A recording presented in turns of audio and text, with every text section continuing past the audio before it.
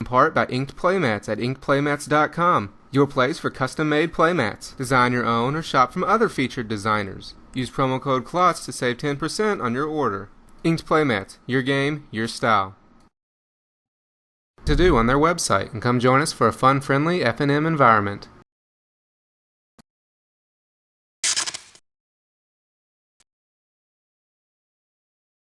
From KlotzProductions, and welcome back to Game 2 of the match between Reanimator Control and Solar Control. Noah was on the play for this game and started off by laying down a Plains. Tracy then played a Dark Six Shores, and then Noah played a Ratchet Bomb.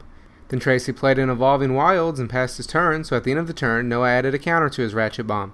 He then played a Pristine Talisman on his turn, and then Tracy sacrificed his Evolving Wilds to find a mountain. Tracy then just laid down a Clifftop Retreat on his turn, so at the end of the turn, Noah added a second counter to his Ratchet Bomb and went up to 21 with his Talisman. He then played a Haunted Fingraph on his turn and passed, so Tracy played a Forbidden Alchemy. He discarded a Desperate Ravings, a Mountain, and a Glacial Fortress. He then started his turn by laying down a Sulphur Falls. He then cast a Manic Vandal and targeted Noah's Pristine Talisman, so Noah tapped it first to gain one more life, going up to 22. Noah then added a third counter to his Ratchet Bomb at the end of the turn. Then for his turn, he played a Phyrexia's Core. He then cast a Solemn Simulacrum and searched for an island. Tracy just played a Swamp in his turn and passed, so at the end of the turn, Noah sacrificed his Ratchet Bomb to kill the Manic Vandal.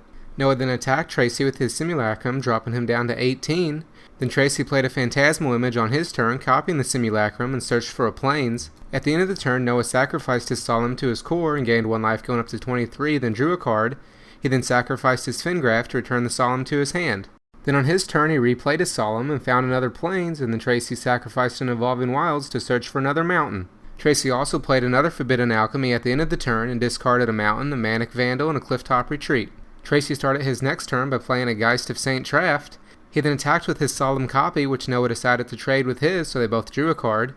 Then post-combat, Tracy played a Faithless Looting and discarded two more Desperate Ravings.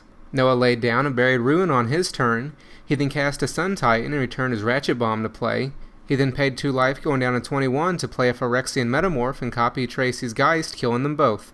Tracy then played yet another Forbidden Alchemy at the end of the turn and discarded a 4th Desperate Ravings, a Faithless Looting, and a Drogskull Reaver. Then for his next turn, he laid down a Glacial Fortress and used an Oblivion Ring to get rid of Noah's Sun Titan. He then flashed back a Faithless Looting from his graveyard and discarded an Elshinnorn and a Devil's Play. At the end of the turn, Noah added a counter to his Ratchet Bomb. He then played an Oblivion Ring to get rid of Tracy's Oblivion Ring on his turn and return his Sun Titan.